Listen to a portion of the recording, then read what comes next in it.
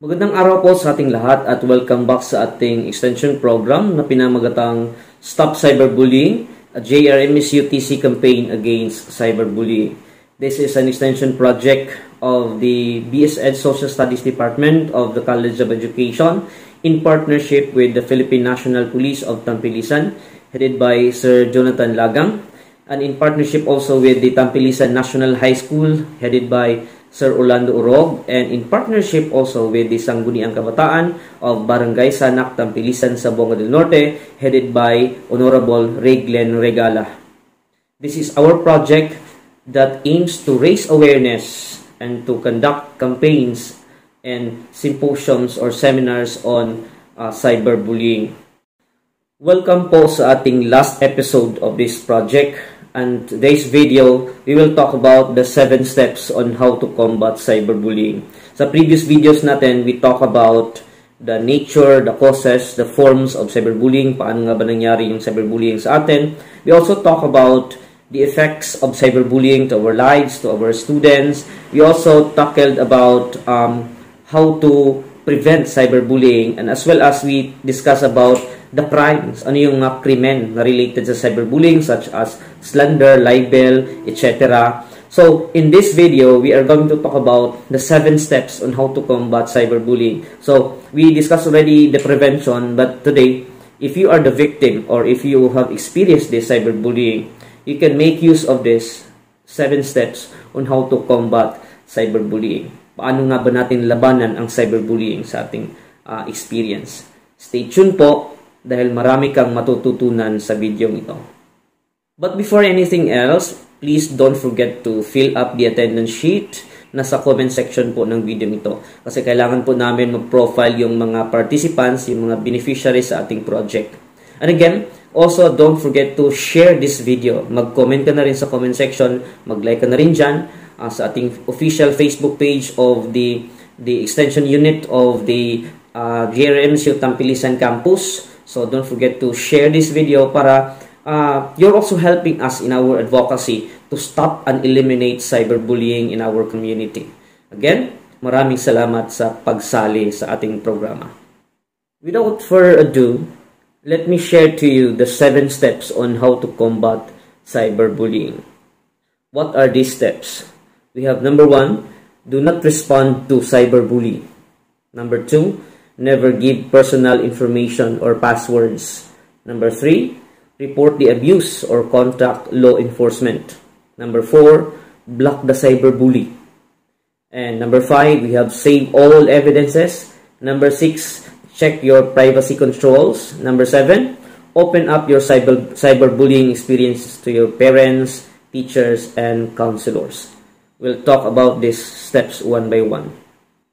So, number 1, do not respond to cyberbullying. Ibig sabihin, we need to ignore the cyberbullies. Kasi the more we respond to them, itong mga bullies na ito, the more they can bully us, the more they will irritate us, no? The more we retaliate, no? The more tamo tubag sa ilang mga teasing, no? Ilang mga yaga-yaga, the more silang mugara. No, the more they will tease us. No? So if someone sends a meme kanang mga teasing, yung mga yaga diha ng mga comments unsa pa na dinha, messages or threatening messages, mga panghadlok na messages, again, the best way to respond is do not respond. Do not respond to them. Simply, di ba? Second step, never give your personal or private information. Okay? So, never ever give out your personal information online. Never share your personal information to anyone, whether in instant messages, no, profiles, chat rooms, mga blogs, or personal websites. Never share your personal information. Never tell also anyone but your parents about your passwords, no? Especially passwords of your Facebook, no? Mga social media accounts, TikTok, Twitter, YouTube, sa pa na din Google accounts.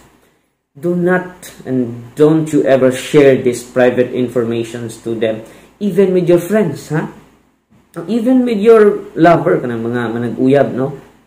Mag-share og mga personal information dayon pagbulag, isig share din sa mga baho, isig daotay dayon, isig dayon, isig bulihay dayon, no? Ipanggawas din ng mga secret information, magipangtaguan. So that's why never ever share your private information online. Okay? That's the second step on how to combat cyberbullying.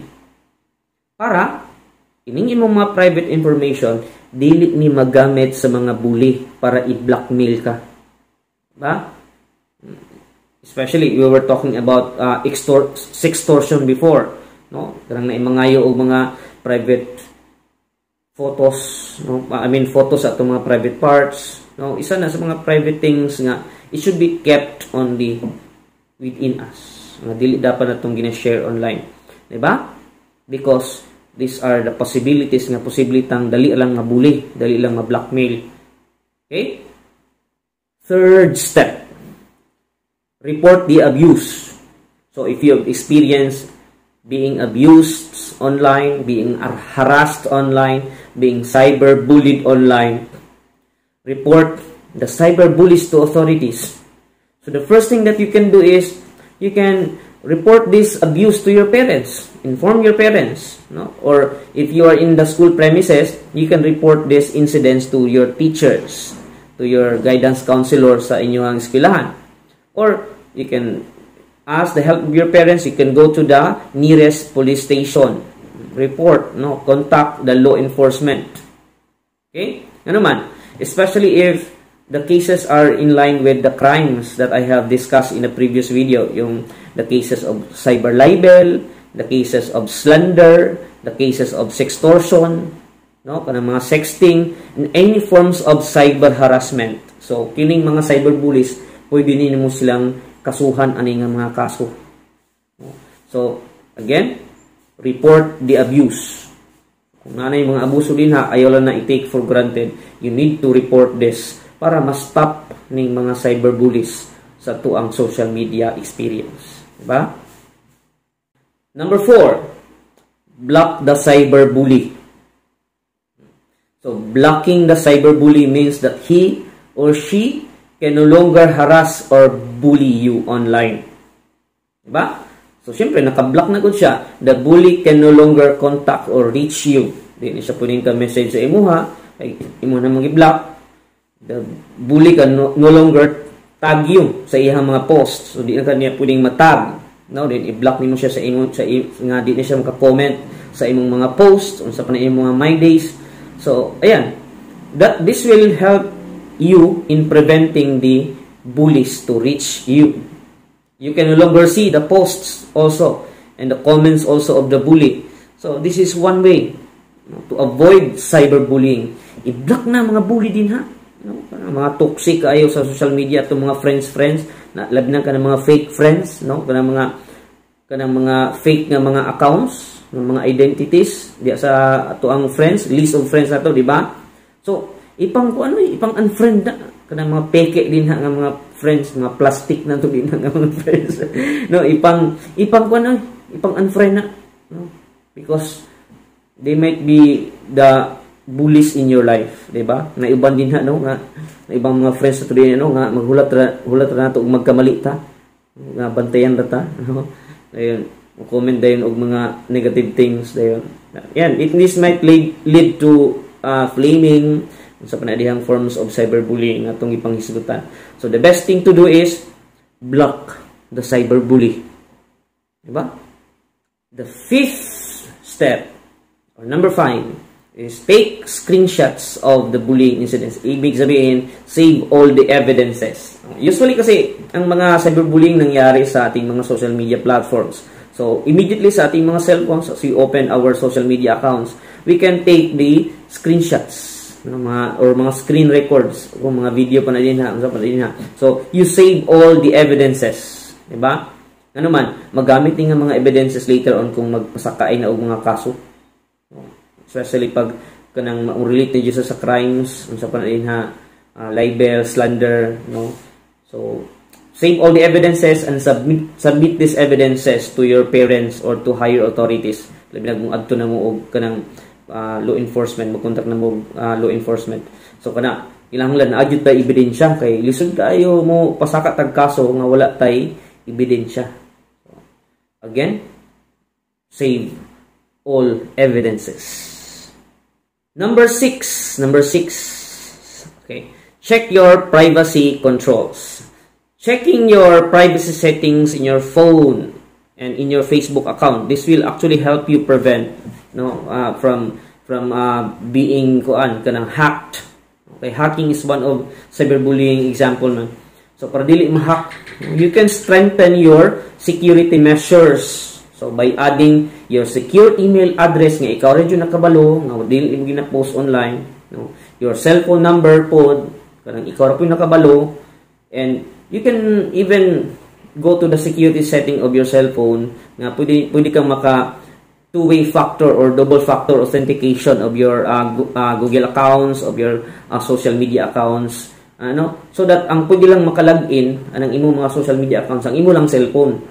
Then ang imo lang nawong naman po na yung mga face authentications, mga other authentications, pwede nimo ni siyang gamiton, ma-access nimo sa imong mga privacy settings, di ba? And again, never ever share your privacy to anyone in the social media, even to your lovers. So kanang mga passwords din ha, always double check, no?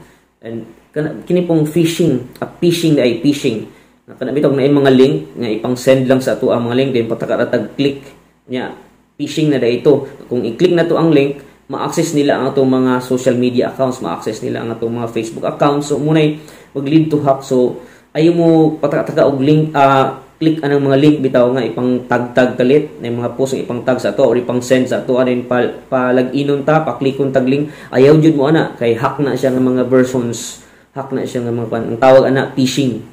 Na kung i-click nimo ang link, ma-access nila imong mga social media accounts, ma-hack na imong account. Then gamiton din imong account pag mangayog kwarta, pagpang unsa pa na diha pangayog GCash, unsa pa na diha so sa daotan nga buhat nya imuhang identity dito. So ayan, sayang kayo ang imo ang Facebook account po, ang imo ang social media accounts kay mawala siya, ma-access sa mga hackers. So again, to avoid these things, you always check your privacy controls. Pwede gani nga magpalit-palit, mag-ilis-ilis ka og mga passwords o magbutang ka passwords sa imong mga social media account katong mga lig-on nga password nga ikaw ra jud nakabalo, no? Nga ikaw ra jud nakabalo. Okay? So that's number 6. Check your privacy control and strengthen your privacy control. Number 7, last na to. Open up your cyberbullying experiences to your parents, teachers, and counselors. So if you have experienced cyberbullying, so share your cyberbullying experiences to someone, like especially your parents yun, no? Your guardians or your counselors. So do not take your emotional burdens alone. Labi na kung sakitan bitaw jud kay ka, no? Kay this might cause you stress, no? Emotional stress, mental stress, and it will affect your studies and it will affect your life. Okay? So i-share ang imong mga burdens. Share para matabangan ka, ma-guidean ka ug unsay maayong buhaton. Diba? So sharing is also healing.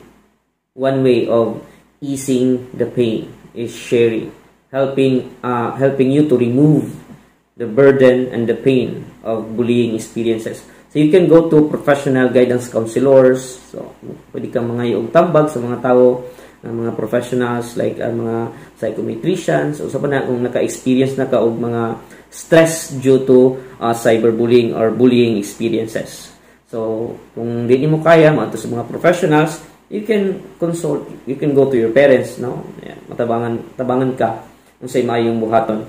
Diba? So these are the 7 steps on how to combat cyberbullying. Remember, guys, that cyberbullying can lead to a crime, and cyberbullying will bring negative effects to our life. So it is always best to learn how to combat cyberbullying in our life. And again, this is Stop Cyberbullying, a JRMSUTC campaign against cyberbullying. This is an extension project authored by yours truly, and Sir Kier A. Balasa, and in partnership with the Philippine National Police of Tampilisan, the Tampilisan National High School, and the Sangguniang Kabataan. Again, this is a project to help raise awareness in cyberbullying. And thank you very much, guys, for participating and helping us in our advocacy in eliminating and stopping cyberbullying in our community. God bless you, and may God guide you in your future endeavors.